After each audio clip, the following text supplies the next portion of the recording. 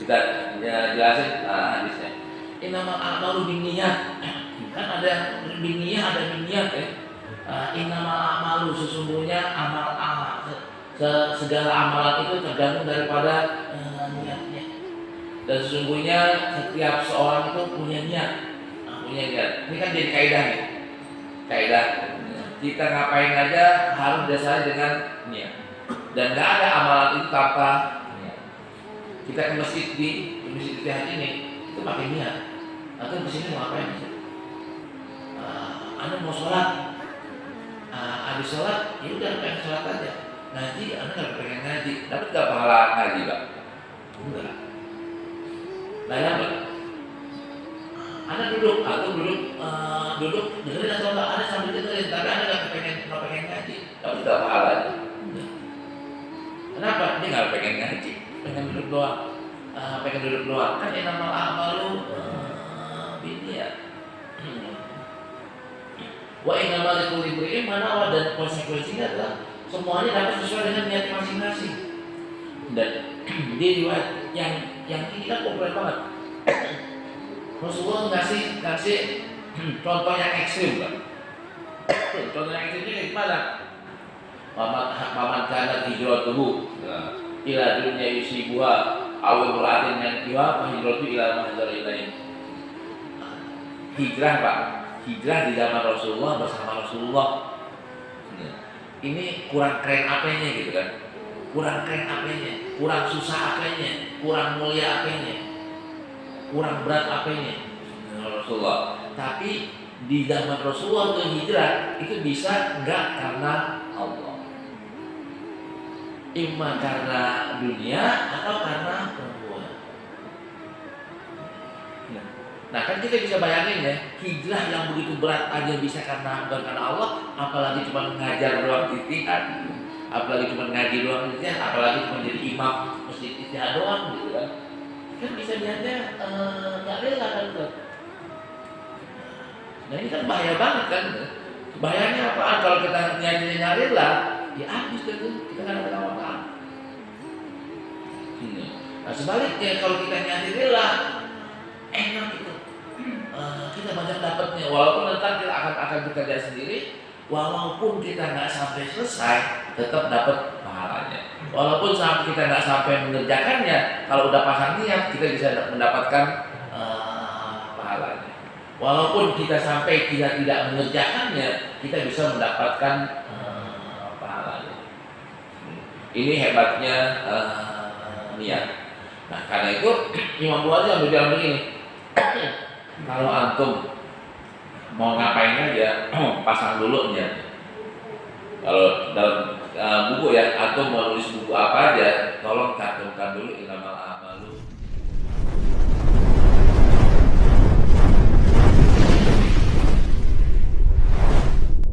Bismillahirrahmanirrahim. Assalamualaikum warahmatullahi wabarakatuh. Alhamdulillah wassalatu wassalamu ala asyrofil anbiya'i wal mursalin wa ala alihi washabihi ajma'in. Wa islam ya Allah min lisanil qawli wa ma'adna bil madhi wa mu'akkil nabi nuril fahmi wa sana'aqana bil ilmi wa ta'ala min sami'una qawla ta'ala bil ahsan. Subhanaka la ilma lana illa ma 'allamtana innaka antal alimul hakim. Wa ba'du. Bapak-bapak dan ibu-ibu jamaah salat maghrib sekaligus kajian pada maghrib Masjid Al-Ittihad yang Allah Subhanahu wa taala, teman-teman pengurus yang saya hormati. Alhamdulillah, nggak disangka nggak diduga Ittihad ngajak saya untuk ngaji ngaji bareng. Dan ketika ngajak saya ngaji, saya tanya kitabnya apaan? Kitabnya terserah. Ketika terserah mau pilih yang berat atau mau pilih yang ringan. Kalau yang berat ayo, yang ringan juga. Nah kalau yang ringan banyak banget masjid yang pilih yang ringan. Nah Ittihad ini pilihnya yang berat aja lah Pak. Yang berat apaan nih? Udah langsung aja ke asalnya gitu. Kalau saya kan pasti yang saya bawa kitab hadis ya. Kitab hadis apaan yang asal? Ya udah kitab Sahih Bukhari. Dan kita ngaji Sahih Bukhari, walaupun konsekuensinya adalah bacanya lama, hatamnya mungkin kita udah nilai wa inna ilaihi raji'un belum hatam. Ya tebal kan, tebal kita ngajinya seminggu, sebulan 2 kali, kapan hatamnya kan gitu kan, kapan hatamnya. Akan tapi mudah-mudahan walaupun kita nggak hatam, kangennya kita mau Imam Bukhari kenceng, rindunya kita sama Rasulullah kenceng. Nah, berarti kan ya kita meninggal dalam keadaan rindu sama Rasulullah Sallallahu Alaihi Wasallam, rindu sama ulama-ulama hadis, wabil khusus Imam Bukhari. Dan enaknya lagi kalau kita bacanya Sahih Bukhari, nggak ada yang berani ngelawan.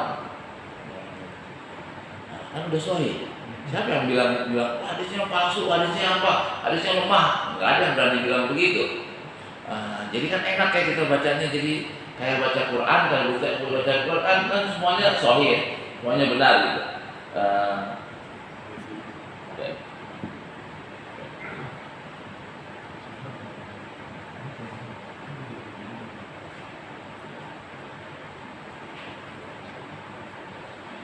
Enaknya kan Sahih semuanya. Mau hasil kita kan berdalil jadi enak.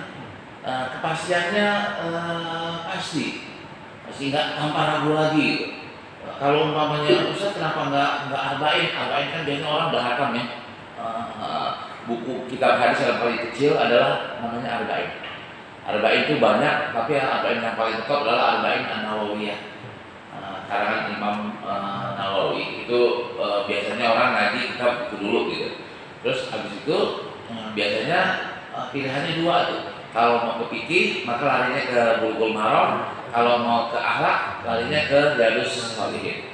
Nah, apa bedanya? Kalau Riyadhus Shalihin nganterin orang jadi orang baik. Baca kitab Riyadhus Shalihin sebulan 2 bulan, insya Allah berubah menjadi orang baik. Tapi nggak perlu pintar. Tapi kalau misalnya kita bacanya Bulughul Maram, insya Allah jadi orang pintar, tapi belum tentu baik. Karena yang konsentrasinya kan di akam ya, di hukum. Kalau Riyadhus Shalihin kan konsentrasinya di akhlak. Ngajarkan kita jadi orang baik. Kalau Sahih Bukhari gimana? Sahih Bukhari semuanya. Terutama ngantarkan kita kepada jadi orang pintar, banyak mengenal. Lebih khusus lagi, nanti kalau misalnya jamaah pada mau bawa kitab, cakep banget kalau beli kitab. Bahasa Arab, bahasa Indonesia, bahasa Arab aja, jangan pakai bahasa Indonesia, bahasa Arab aja. Yang bahasa Arab kita baca sanadnya dulu ya, sanadnya dulu ya, baca panjang dulu sanadnya, baru ke matan. Tapi justru dalam ilmu hadis itulah indahnya baca kitab hadis dengan sanad. Kalau kita potong kayak Riyadhus Shalihin atau Bulughul Maram atau Arba'in Nawawi, kita potong, kita kenalkan cuma sahabat doang. Tapi kalau kita baca Sahih Bukhari, tabi'in kita kenal, tabi'in kita kenal, tabi'in juga kita bisa kenal. Apa Ustaz? Ya susah apanya. Tapi kan ada hikmah-hikmah yang bisa diambil dari kajian itu, dari kajian sanad ya, kajian sanad. Dan jujur aja memang jarang orang yang menyentuh ini, menyentuh kajian dengan sanad. Kenapa kayak begitu? Pertama, belum tentu banyak yang mau. Yang kedua pusing memang. Ngapalin orang, kenalin orang, tokoh-tokoh gitu. Akan tapi menurut hemat saya bagus-bagus aja ya. Bagusnya di mana kan kata ulama, ketika kita nyebutin nama seorang ulama, maka akan muncullah hikmah, akan turunlah berkah. Indah zikir ulama tanazzalul barokah, kan begitu ya istilahnya. Yang mau download kitab ini silakan, atau yang mau buka aplikasi yang saya bikin juga silakan. Aplikasi yang saya bikin ini salah dibuka, judulnya adalah Perpustakaan Islam Digital. Perpustakaan Islam Digital itu ada lebih dari 5.000 kitab. Sekarang mungkin 8.000 kitab.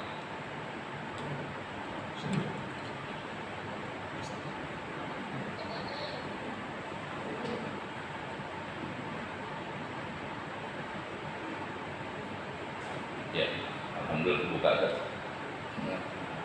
Nah, di Sahih Bukhari, saya buka dulu sebentar. Nah, kita akan baca dari awal kitab, dari awal kitab, dan mudah-mudahan urut walaupun sekali lagi baca kitab yang kayak begini, yang kitab asli ada nggak enaknya, tapi berkahnya banyak. Nggak enaknya apa, Ustaz, kadang-kadang terulang. Kan ada mukarrarot ya, ada yang namanya pengulangan nggak bisa dihindari, emang dari contohnya. Mungkin mazhab kita adalah kita akan baca kitab Sahih Bukhari secara berurutan, walaupun konsekuensinya waktunya agak sedikit lama. Baik. Nah, Sahih Bukhari sebagaimana kita ketahui semuanya adalah kitab yang paling sahih setelah Al-Quran. Nggak ada kitab yang paling sahih setelah Al-Quran kecuali Sahih Bukhari menurut kitab ulama ahli sunnah wal jamaah. Kitab anu enggak. Orang akan mengatakan yang paling sahih adalah kitab Sahih Bukhari. Kitab karangan siapapun juga ya kalah sahihnya dibanding Sahih Bukhari. Mau kitab fikih, mau kitab akidah, mau kitab apapun, yang paling sahih kalau Imam Syafi'i kan bilang yang paling sahih adalah Muwatta Imam Malik. Akan tapi beliau mengatakan seperti itu karena waktu zaman beliau hidup Sahih Bukhari belum ada. Ketika belum ada, yang paling sahih ya Muwatta Malik. Tapi ketika Imam Bukhari datang, Imam Bukhari mengkaji Muwatta Malik ya, meriwayatkan dari Imam Malik. Beliau mengoreksi dengan versi baru, dengan mengumpulkan riwayat baru, jadilah Sahih Bukhari dengan segala kekurangan dan kelebihannya, banyakkan kelebihannya dibanding kekurangannya. Baik, kita boleh mulai saja. Nanti sedikit-sedikit nanti kita baca sirahnya, sirah Imam Bukhari sedikit, nanti sirah ulama yang meriwayatkannya sedikit. Baik, di hadis yang pertama saya baca sanadnya dulu. Bismillahirrahmanirrahim. Isnadil mutasili ila Abi Abdillah Muhammad bin Ismail ibnu Ibrahim ibnu Mughirah Al-Bukhari rahimahullah wa nafa'ana bi ulumihi fid dharain amin. Qala Bismillahirrahmanirrahim. Badul wahyi. Ini ciri khasnya Imam Bukhari itu kan kitab Sahih ini dibagi ada kitab, ada bab. Ada kitab itu biasanya dimulai dengan bismillah. Kalau bab tanpa bismillah. Nah, di kitab Badul Wahyi ini ada yang mengatakan ini kitab, ada yang mengatakan ini bab, ada yang mengatakan abwab. Ini khilafnya banyak. Yang kita baca nih, kebetulan yang naskah yang saya buka adalah naskah tahqiqannya Dr. Mustafa di guru saya sendiri di Syria, dan saya ngaji ada 4-5 tahun lah Sahih Bukhari sama beliau. Jadi nyambung ya sanadnya. Nah, beliau memilih tanpa kitab. Tahqiqan beliau adalah memilih riwayat tanpa kitab. Jadi Bismillah, Badul Wahyi. Qala Syekh Imam Al-Hafiz Abu Abdullah Muhammad bin Ismail bin Ibrahim bin Mughirah Al-Bukhari rahimahullah taala amin. Babu kaifa kana badul wahyi ila Rasulullah SAW. Baru di situ kemudian bab. Padahal kan biasanya kitab terus bab atau abwab kemudian bab. Nah, di sini yang keduanya langsung bab ya. Bab kaifa kana badul wahyi ila Rasulullah SAW. Wa qulillahi jalla dzikruhu inna auhayna ilaika kama auhayna ila nuhi wan nabiyina min ba'di. Ini Imam Bukhari awal babnya kok kitab Badul Wahyi, kok nggak kitab iman, nggak kitab rukun Islam atau rukun iman atau kitab yang lainnya. Kenapa kok Badul Wahyi? Yang membedakan kita sama Rasulullah apa sih? Yang membedakan Abu Bakar sama Rasulullah Kan wahyu. Abu Bakar dapat wahyu, Rasulullah dapat wahyu. Yang membedakan manusia dengan Nabi apa? Wahyu. Terus kita percaya sama Quran lewat mana? Lewat wahyu. Dan keislaman kita dapat dari mana? Dari wahyu. Dari wahyu yang turun kepada Nabi Muhammad SAW. Nah, walhasil Imam Bukhari pengen bilang nih, ente ini kalau mau ngaji Islam, yang harus ente ketahui dulu adalah soal konsep wahyu. Nah, tanpa ente percaya sama wahyu, tadi bilang Nabi Muhammad bohong. Iya kan? Dapatnya dari mana? Quran turun ke Nabi Muhammad lewat apaan gitu? Pakai apaan? Kan pakai wahyu. Nah, wahyu itu apaan sih? Nah, karena itu Imam Bukhari mulai dulu nih. Nah, ayo kita ngaji mulai dengan apa itu wahyu dan bagaimana ceritanya kok wahyu sampai turun kepada Rasulullah. Modelnya itu kayak gimana? Apakah kita dapat SMS, dapat WA, dapat email gitu? Nah, ini kita akan lihat gimana hadisnya. Dan Imam Bukhari memulainya dengan ayat. Artinya apa yang dipilih? Yang dipilih adalah inna awhayna ilaika kama awhayna ila nuh wa nabiyina min ba'di.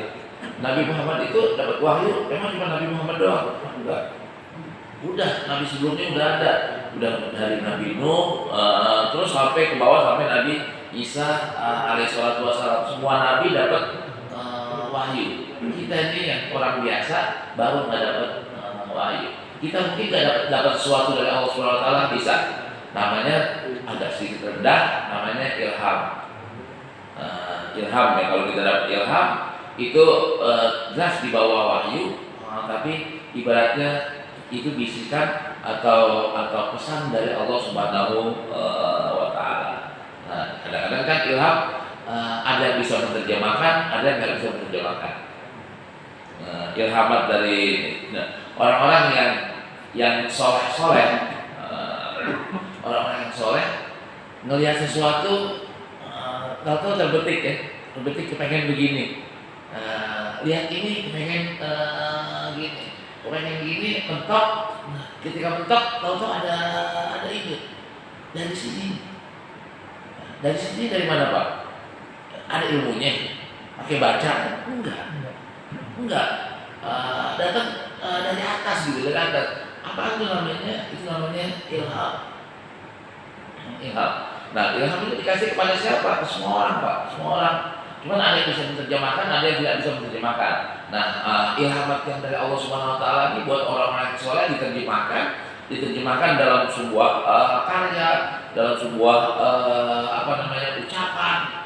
ucapan, tapi bukan wahyu.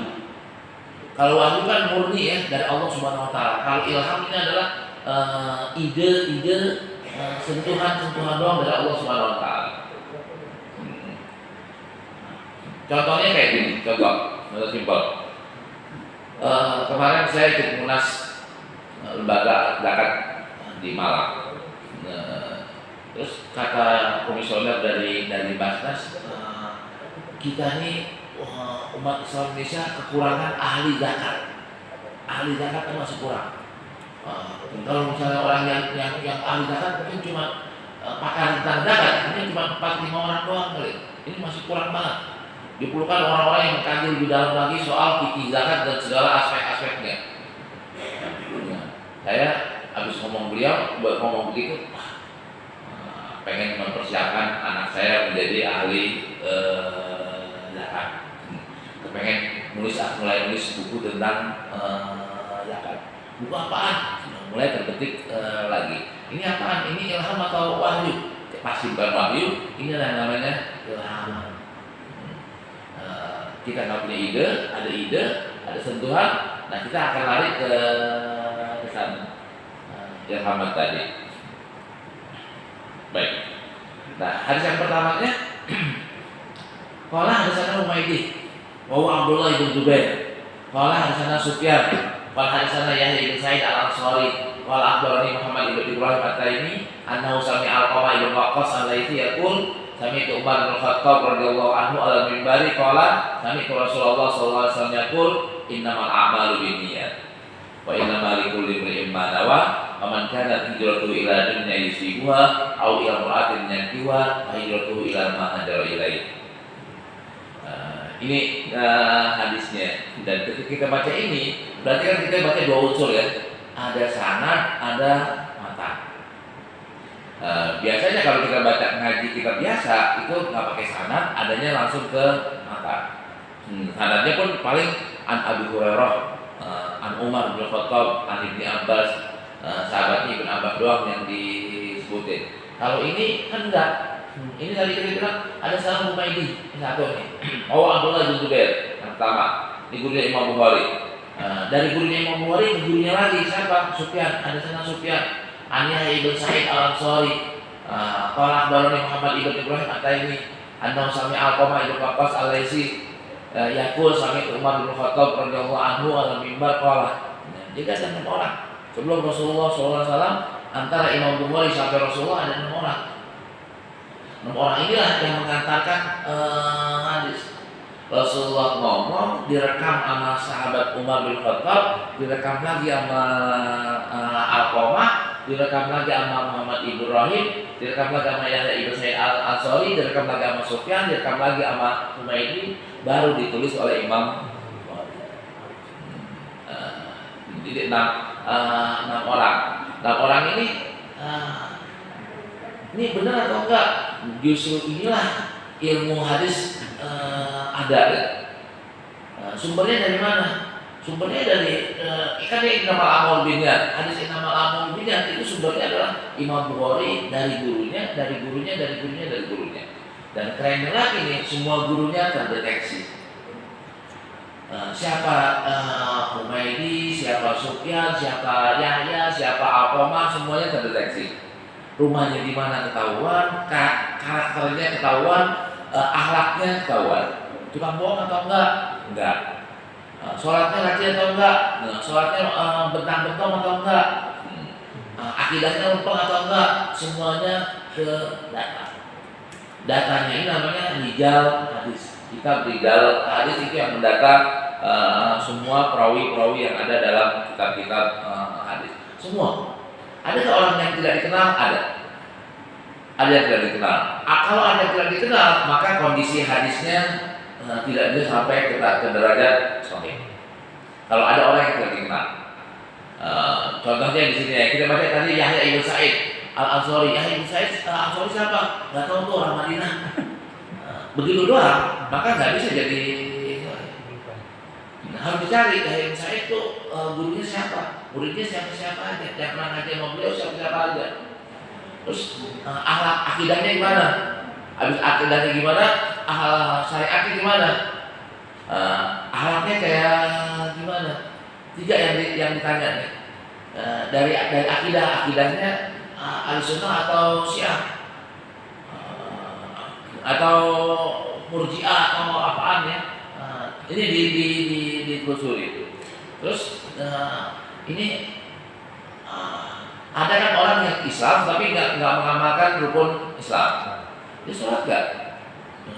Dia puasa atau enggak? Dia haji atau enggak? Itu diteliti. Kemudian akhlaknya itu, akhlaknya cakep atau enggak? Nah, kalau Imam Bukhari, khusus Imam Bukhari ini meneliti sampai akhlaknya kencang. Kadang-kadang orang menurut orang ini orang udah baik, tapi menurut Imam Bukhari belum baik. Contoh simpel yang populer banget di tengah masyarakat pencinta hadis. Dan Imam Bukhari pernah ke Mesir ya, cari guru akan pengen dapatkan riwayat dari guru langsung, biar didengar langsung. Tahu-tahu pas nyampe rumah gurunya lagi pengen nangkep ayam. Pengen motong ayam. Motong ayam gimana kalau misalnya antum mau potong ayam gimana Ustaz?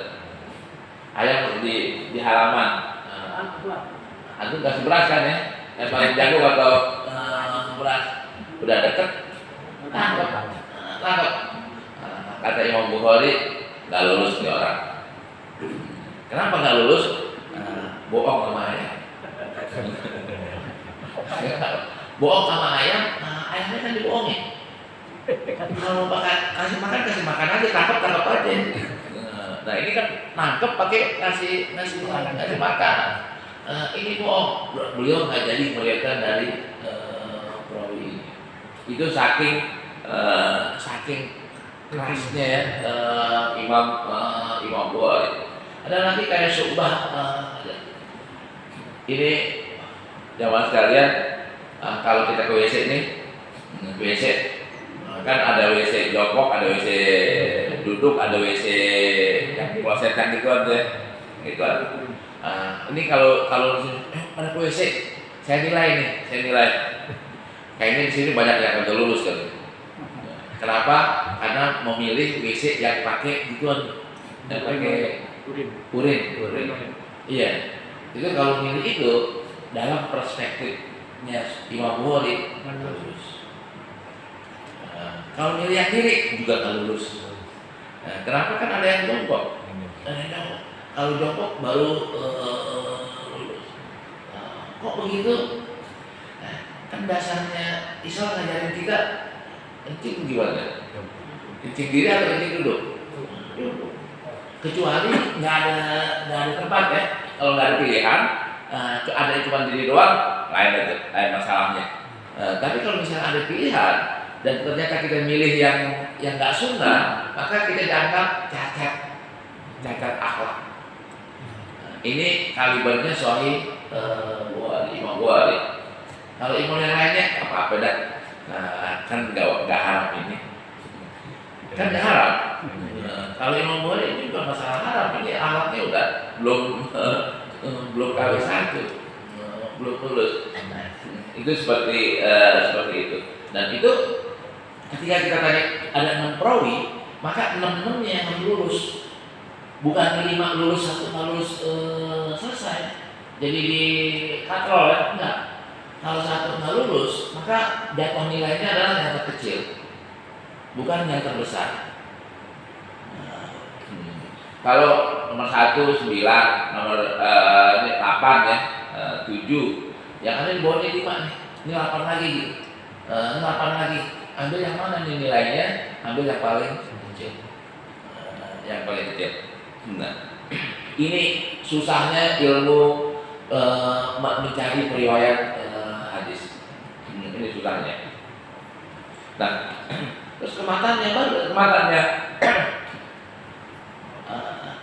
nama amalubinya semuanya orang udah tahu, populer banget. Dan anehnya di sini ya, ini keanehan dalam ilmu periwayatan hadis. Tidak ada yang meriwayatkan dari Rasulullah kecuali Umar bin Khattab. Hadis nama Amalubinya ini ya. Dari Umar bin Khattab tidak ada yang meriwayatkan kecuali Alqamah bin Waqqas. Dari Alqamah bin Waqqas tidak ada yang meriwayatkan kecuali Muhammad bin Ibrahim. Dari Muhammad Ibrahim tidak ada yang meriwayatkan kecuali Yahya ibn Sa'id al-Ansari. Dari Yahya ibn Sa'id al-Ansari baru ada ribuan orang yang meriwayatkan. Nah, padahal kan hadis ini kan ini banget nih. Hadis ini anehnya. Rasulullah ngomongnya di mana? Di mimbar. Tapi nggak ada yang riwayatin gitu. Nggak ada yang riwayatin. Umar bin Khattab juga alal mimbar. Ya maaf tadi ya. Rasulullah belum alal mimbar. Umar bin Khattab yang alal mimbar. Umar bin Khattab ngomongnya di mimbar.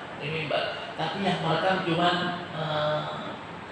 adalah Alqamah doang. Alqamah yang merekam cuma Muhammad ibn Ibrahim.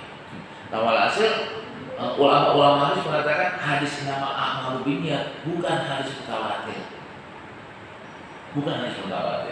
Hadis ahad. Kan orang kalau bilang nih karena populer banget kan ya, nama itu populer banget. Wah, hadisnya sahih mutawatir. Enggak, inamal amalu binniyat enggak mutawatir. Dia sahih benar, tapi tidak mutawatir. Kenapa? Karena jalurnya di atas cuma 1, di bawah baru banyak banget. Di bawahnya banyak banget. Setelah Yahya ibn Sa'id al-Ansari baru banyak. Nah, akan tapi maknanya banyak ditopang oleh riwayat-riwayat yang lain. Makna dari nama amalu binniyat itu ditopang oleh ayat maupun hadis yang lain. Kita jelasin hadisnya. Ini nama a'malu binniyat. Kan ada binniyah, ada binniyat ya. Innamal a'malu, sesungguhnya segala amalan itu tergantung daripada niatnya. Dan sesungguhnya setiap seorang itu punya niat. Punya niat. Ini kan jadi kaidah nih. Kaidah. Kita ngapain aja harus dasarnya dengan niat. Dan nggak ada amalan itu tanpa niat. Kita ke masjid di masjid hari ini itu pakai niat. Atau kesini mau ngapain? Anda mau sholat, habis sholat, ya udah pengen sholat aja. Ngaji, Anda nggak pengen ngaji, dapat nggak pahala ngaji, Pak? Enggak. Nggak dapat. Anda duduk atau duduk dengerin atau enggak, Anda sambil dengerin, tapi Anda nggak pengen ngaji, dapat nggak pahalanya? Enggak. Kenapa? Dia nggak pengen ngaji, pengen duduk doang. Pengen duduk doang. Kan innamal a'malu binniyat. Wa innamal likulli imri'in ma nawa, dan konsekuensinya adalah semuanya dapat sesuai dengan niat masing-masing. Dan di riwayat yang ini kan populer banget. Rasulullah ngasih contoh yang ekstrim, Pak. Contoh yang ekstrimnya kayak gimana? Paman kana hijratuhu ila dunya yusibuha aw imra'atin yankiha fa hijratu ila ma hajara ilaihi. Hijrah, Pak. Hijrah di zaman Rasulullah bersama Rasulullah. Ini kurang keren apanya gitu kan? Kurang keren apanya? Kurang susah apanya? Kurang mulia apanya? Kurang berat apanya? Rasulullah. Tapi di zaman Rasulullah tuh hijrah itu bisa enggak karena Allah. Imma karena dunia atau karena perempuan. Nah kan kita bisa bayangin ya, hijrah yang begitu berat aja bisa bukan karena Allah, apalagi cuma ngajar doang ijtihad, apalagi cuma ngaji doang ijtihad, apalagi cuma jadi imam masjid ijtihad doang gitu kan. Kan bisa lihatnya nggak rela kan tuh. Nah ini kan bahaya banget kan. Bahayanya apaan kalau kita niatnya nggak rela, ya habis tuh kita nggak ada apa-apaan. Nah sebaliknya kalau kita niatnya rela, enak itu. Kita banyak dapatnya, walaupun nanti kita akan bekerja sendiri, walaupun kita nggak sampai selesai, tetap dapat pahalanya. Walaupun kita nggak sampai mengerjakannya, kalau udah pasang niat, kita bisa mendapatkan pahalanya. Walaupun kita tidak mengerjakannya, kita bisa mendapatkan pahalanya. Ini hebatnya niat. Nah karena itu Imam Bukhari bilang begini. Kalau antum mau ngapain aja, pasang dulu niat. Kalau dalam buku ya, antum mau nulis buku apa aja, tolong cantumkan dulu innamal a'malu binniyat. Kenapa kayak begitu? Untuk meluruskan niat kita. Nah, dan kita nih kadang-kadang perlu namanya tajdidun niyah, memperbaharui niat. Kenapa kayak begitu? Kadang-kadang kita kan niatnya pertama lempeng, terus di tengah jalan belok kanan atau belok kiri, perlu dilurusin lagi tuh. Nah, ayo kita lurusin niat kita ngaji semata-mata karena Allah. Nah, kita pasang niat kayak begitu, ya mudah-mudahan lempeng. Yang salah-salah kita bisa koreksi ya, ya Allah kemarin ngaji niatnya cuma asal duduk aja di nungguin isya, nggak pengen nanti cuma nungguin isya daripada pulang ke rumah, atau karena hujan. Nah ya Allah, maafin ya tadi niat yang salah itu. Ya Allah lurusin niat saya, terima ya kemarin yang kurang benar jadi benar, atau Ghafurur Rahim. Kita perbaiki kayak gitu. Dan enaknya kan Allah kan Ghafurur Rahim. Allah kan enak untuk diminta ya. Kita minta jadi. Nah, ini Imam Bukhari hadis yang pertamanya begini. Dan riwayat ini pasti banyak ya. Pamankan di riwayat yang lainnya pamankan hijratu ilallah wa rasulih wa hijratu ilallah wa rasulih. Nah, cuman yang di riwayat yang pertama ini adalah pendek. Dan di sini muhaqqiqnya bilang ini diulang di 1, 2, 3, 4, 5, 6. 6 kali hadis ini diriwayatkan oleh Imam Bukhari dengan lafaz yang berbeda dan jalan yang berbeda kecuali sampai Yahya ibn Sa'id al-Ansari. Yahya ibn Sa'id al-Ansari ke atasnya sama, tapi ke bawahnya Yahya. Itu kan yang di sini ada Sufyan, nanti ada Malik, nanti ada yang imam-imam yang lainnya. Nah ini kan tadi menunjukkan bahwa hadis ini ahad. Dan ini jalurnya cuma satu. Dari Yahya ibn Sa'id sampai ke Imam Bukhari.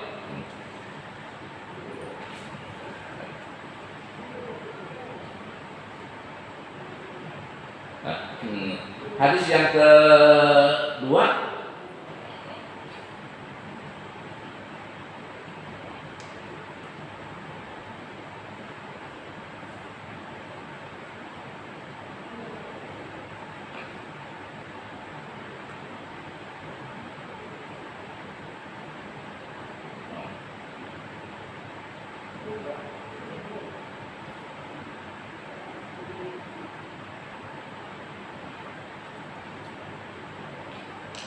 qala hadatsana Abdullah bin Yusuf qala akhbarana Malik an Hisham bin Urwah an abihi an Aisyah ummul mukminin radhiyallahu anha anna al-Haris ibn Hisham radhiyallahu anhu sa'ala Rasulullah sallallahu alaihi wasallam faqala ya Rasulullah kaifa ya'tika al-wahyu faqala Rasulullah sallallahu alaihi wasallam ahyanan ya'tini misla salatil daras wa huwa ashaddu alayya fayaqsimu anni wa qad wa'aitu anhu ma qala wa ahyanan yatamathalu lil malaku rajulan yukallimuni fa'iya ma yaqul qala Aisyah radhiyallahu anha wa laqad ra'aitu yanzilu alaihi al-wahyu fil yawmi syadidil barad fayaqsimu anhu wa inna jabinahu la yatafassadu arafat.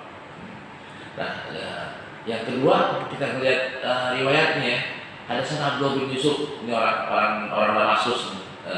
Kalau akhbarana Malik, ngajinya ke Imam Malik di Madinah. An Hisham bin Urwah, orang Madinah.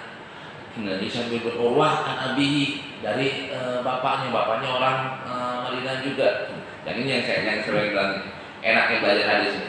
Dan ada orang soleh, riwayatin dari bapaknya juga orang soleh. Kita kepengen banget kita orang soleh, anak kita juga orang soleh. Aisyah ummul mukminin, dari Aisyah siapa encingnya? Dari encingnya orang soleh. Ini sudah orang soleh semuanya. Nah, beliau nanya. Cerita bahwa Haris ibn Hisham radhiyallahu anhu nanya ke Rasulullah, ya Rasulullah, bagaimana sih wahyu itu datang ke engkau? Rasulullah jawab, kadang-kadang seperti lonceng, suara lonceng. Lonceng kan yang menguing kan di kuping ya, wing kayak begitu. Dan ini bikin Rasulullah jadi pusing. Keringetan, berat banget. Menerjemahkan loncengnya ini berat banget. Kalau kita mos ya, keringetan itu, iya, kan itu bisa diterjemahkan ya. Nah ini seperti lonceng yang diterjemahkan oleh Rasulullah. Dan inilah yang terberat, Kalau yang lebih ringan apaan? Ada malaikat datang menyerupai seorang laki-laki. Datang, kadang-kadang datangnya di atas ya, di langit, kadang-kadang nongkrong di samping Rasulullah. Nyampein wahyunya. Rasulullah paham. Rasulullah apa linda wahyunya. Kadang-kadang mimpi. Nah, itu kan jawaban dari Rasulullah ya. Ada lewat mimpi, ada lewat orang, ada lewat lonceng. Nah, Aisyah cerita, saya pernah lihat Rasulullah datang wahyu, itu musim dingin, lagi dingin-dinginnya, tapi beliau keringetan. Kenapa kok keringetan? Karena saking beratnya pesawat itu. masih nggak enak dong turun wahyu. Ya kayak begitu udah resiko kan. Udah resiko yang diemban oleh Rasulullah. Nah, sekarang deh kan ada yang ngaku dapat wahyu tuh, kayak dia lihat nih, itu dapat wahyunya kayak gimana gitu. Ada yang ngimpi, kebanyakan sekarang orangnya ngaku dapat wahyu lewat mimpi. Lewat mimpi. Kalau lewat ginian, lewat lewat orang, kapan datangnya kita bisa melihat ya. Nah, tapi kalau misalnya Rasulullah lagi datang orang, ada yang sahabat bisa lihat, ada yang sahabat nggak bisa lihat. Ingat cerita Rasulullah habis dari Gua Hira, itu kan ada malaikat yang mungkin di atas kan, di atas ngasih wahyu yang kedua. Nah, malaikatnya kan bukan ke bawah, malaikat di atas, karena Rasulullah masih rasa ketakutan ya. Maka udah akrab baru tenang gitu. Dan bahkan di Sahih juga riwayatnya ada yang malaikat menyerupai orang itu sahabat. Orang itu sahabatnya yang paling ganteng. Nah, siapa sahabat? Kalau Nabi paling ganteng kan semua tahu ya, Nabi Yusuf sahabat Nabi yang paling ganteng siapa? Namanya Dihya al-Kalbi. Dihya itu paling ganteng. Saya waktu ngaji tentang Dihya, itu kalau beliau ke Madinah, anak perempuan keluar semua ada Dihya al-Kalbi karena saking gantengnya. Dan saya pernah ziarah ke kubur beliau di Damaskus, di Al-Kalbi. Itu saking gantengnya tadi orang sampai keluar rumah untuk melihat Dihya.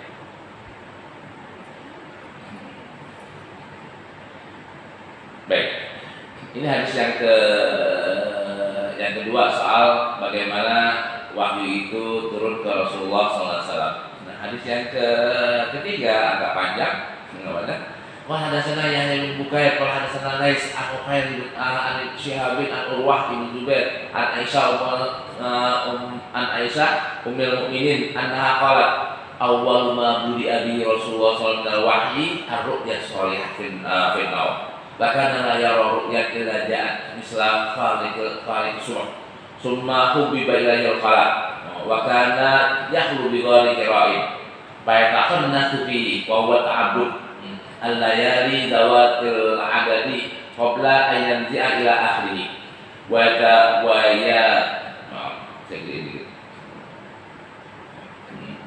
wa yatazawwadu lidzalika thumma yatu ila Khadijah fa yatazawwadu li misliha hatta ja'al haqq wa huwa fi ghari Hira wa ja'al malaku fa qala iqra qala ma ana biqari'in qala fa akhadhani faqadtani hatta balagha minni al-jahl thumma arsalani fa qala iqra qultu ma ana biqari'in fa akhadhani faqadtani thaniyah hatta balagha minni al-jahl thumma arsalani thumma qala iqra fa qultu ma ana biqari'in fa akhadhani faqadtani thalithah thumma arsalani fa qala iqra bismi rabbikal ladzi khalaq khalaqal insana min 'alaq iqra wa rabbukal akram qala Rasulullah SAW yarjuku fuaduhu pada ala Khadijah binti Khuwailid radhiyallahu anha fa qala zammiluni fa zammaluhu hatta dhahaba anhu raw'un fa qala li Khadijah wa akhbara khabar laqad khashitu ala nafsi fa qalat Khadijah kalla wallahi ma yuhzika Allahu abada innaka latasilur rahim wa tahmilul kalbi wa taksibul mahdum wa taqrid dhaif wa tu'inu ala nawabibil haq fantalaqa bihi Khadijah hatta atat bihi Waraqah ibn Nawfal ibn Asad ibn Abdul Uzza ibn Ammi Khadijah wa kana ra'an tanassara fil jahiliyah wa kana yaktubul kitabal Ibraniyah wa yaktubu min Injil bil Ibraniyah ma syaa Allah ay yaktuba wa kana syaikhan kabiran qad amiya Faqalat lahu Khadijah ya ibn ammi isma' min ibni akhika. Faqala lahu Warqah ya ibn akhi madza tara? Fa'akhbarahu Rasulullah sallallahu alaihi wasallam khabara ma ra'a. Faqala lahu Warqah hadza an-namus alladhi nazzala Allahu ala Musa. Ya laitani fiha jaza'un laitani akunu hayyan iz yukhrijuka qaumuka. Faqala Rasulullah sallallahu alaihi wasallam aw mukhrijiyahum? Qala na'am. Lam ya'ti rajulun qattun bimisli ma ji'ta bi illa mudiya wa in yudrikuni yaumuka ansurka nasran mu'arrafan mu'azzaran thumma lam yanshabu Waraqah an tufiya wa fataral wahyu. Ya. Nah, ini agak panjang ceritanya dan ceritanya udah cukup populer. Yang ingin saya tegaskan di sini adalah ini yang riwayatin kok Aisyah lagi. Tadi Aisyah, sekarang Aisyah. Nah, permasalahan pribadi Rasulullah yang banyak di dalam itu yang banyak tahu siapa? Aisyah. Istri Rasulullah bukan ada Aisyah, ada Ummu Salamah, ada yang lainnya. Nah, ini istri Rasulullah yang 9 itu setelah Khadijah ya. Nah, itu yang panjang umurnya di antaranya adalah Aisyah. Yang punya majlis salim adalah Aisyah. Nah, sedangkan istri yang lain itu nggak punya majlis salim, nggak punya tempat untuk menceritakan riwayatnya. Kebanyakan mereka hanya ditanya jawab. Kalau Aisyah emang punya majlis salim, dan perawi yang paling banyak meriwayatkan adalah ponakannya sendiri, Urwah, ponakannya sendiri. Nah, kalau ponakannya kan jalurnya kan nggak pakai assalamualaikum, Pak. Tinggal buka pintu doang kan, ponakan kan jadi mahramnya. Ini kelebihannya riwayat Aisyah. Aisyah meninggal tahun 58 Hijriah. Rasulullah kan tahun 11 ya, tahun 11 berarti kan 47 tahun. Cukup banyak waktu untuk meriwayatkan apa yang beliau tahu dari Rasulullah sallallahu alaihi wasallam. Ini kenapa kok riwayatnya di sini? Dan kedua, Aisyah kan saksi mata kan melihat sendiri Rasulullah gimana ini. Tapi kan Ustaz yang di sini bukan Aisyah mungkin belum lahir kali, yang di awal atau masih kecil banget Aisyah ketika wahyu pertama kali turun. Nah, Aisyah dengarnya dari siapa? Kan Aisyah boleh dengar dari orang lain. Karena fatrah ketika beliau menceritakannya itu kan fatrahnya panjang. Menunjukkan beliau itu. Kalau yang tadi kan ceritanya kan itu. Saya ngelihat sendiri Rasulullah keringetan padahal lagi musim dingin. Kalau yang pertama kali wahyu turun, Aisyah nggak lihat. Karena Aisyah memang tidak menyaksikan ya Rasulullah menerima wahyu yang pertama. Di wahyu yang pertama nih, kalau misalnya kita lihat kayak gini, Rasulullah mulai menyendiri di Gor Hira, dan saya kalau ceritanya kan semuanya udah tahu, udah populer banget. Yang saya perhatikan kan Rasulullah ke Gor Hira umurnya 40 tahun. Gor Hira tuh naiknya susah, bukan gampang. Dan beliau kan di sana berapa hari ya, terus pulang ngambil bekal lagi, naik lagi sampai 2 tahun kayak gini. 2 tahun ya tahun itu selama 2 tahun. Berarti kan fisiknya Rasulullah kan luar biasa. Ketika Rasulullah ke Gua Sur, umurnya berapa Rasulullah hijrah? 40 tambah 13 53 masih bisa naik Gua Sur. Gua Sur kan naiknya susah. Berarti kan fisiknya Rasulullah kuat. Rasulullah tahun ke-10 ya, tahun 10 ke hijrah, selain ke Mekah cuma 450 km naik onta, beliau juga ke Tabuk 900 km sampai 1000 km naik onta. Umurnya berapa? Umurnya 62 tahun. Ini Ustaz Aris 57 tahun udah kakinya udah saya kaki saya udah agak urat. Cuma ternyata sehat walafiat. Baik, kita terusin sedikit 5 menit. Yang menarik adalah komentarnya Waraqah ketika Khadijah cerita dan Rasulullah nambahin. Apa kata Waraqah ibn Nawfal? Hada namus alladzi nazzala Allah ala Musa. Ini malaikat yang turun kepada Nabi Musa. Sama kisahnya Nabi Musa. Terus ya laitani fiha jaza'un. Kalau saya masih muda, saya akan tolong dan saya masih hidup, saya akan tolong ente yang wahai Muhammad sampai akhir hayat saya. Dari apaan? Dari gangguan orang-orang yang akan mengganggu kamu. Rasulullah sampai jelasin lagi, awal mukhridiyahu. Emang saya mau diusir? Emang saya mau digangguin? Kata Waraqah, pasti. Nah, itu bakal diganggu. Lamnya ada rojulun qatun bi misli fadika ilmu dia. Enggak ada orang yang kayak seperti antum, seorang nabi kecuali akan diganggu, akan dimusuhi. Nah, kita buat kita yang banyak apa? Kita orang-orang yang mengajarkan kebaikan, itu pasti akan banyak diganggu orang. Pasti akan menemui tantangan. Nah, ketika ditantang ini ada ansor, ada yang menolong. Ada yang malah ikut menghancurkan ya, ikut mencoba untuk menghalangi atau menghancurkan. Nah, buat kita ya Nabi Muhammad aja dari awal udah kayak gini, apalagi kita yang bukan Nabi. Akan tapi Nabi Muhammad ada yang nolong. Kita juga pasti akan ada yang nolak. Karena inal bagila karena zahuqo itu kan setelah proses, bukan langsung. Kebenaran akan menang itu bukan langsung menang, tapi kebenaran akan menang setelah proses perjuangan. Nah, kita harus berjuang untuk menang. Berjuang apa? Di bidang ekonomi oke, di bidang pendidikan oke, di bidang sosial juga oke. Kita berjuangkan kebenaran walaupun kita akan menghadapi segala cobaan sampai seorang nabi aja sampai diusir dari negerinya.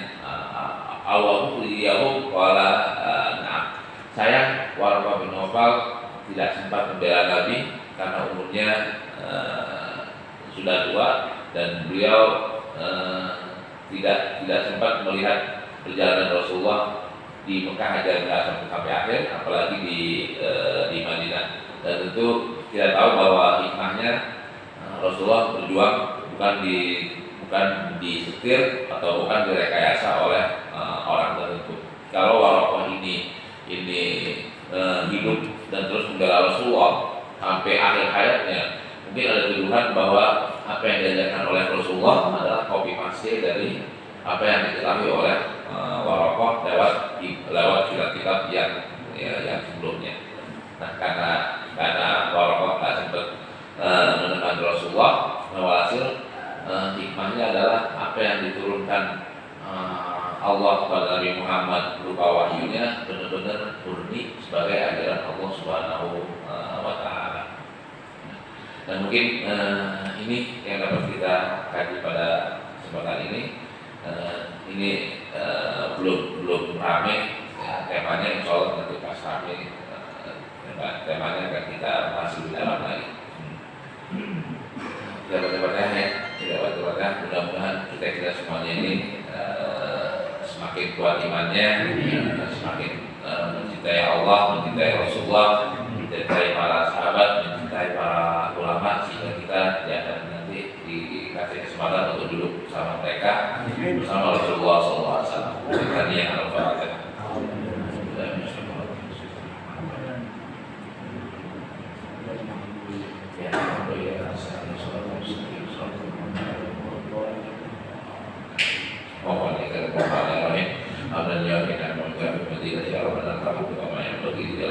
Sultan,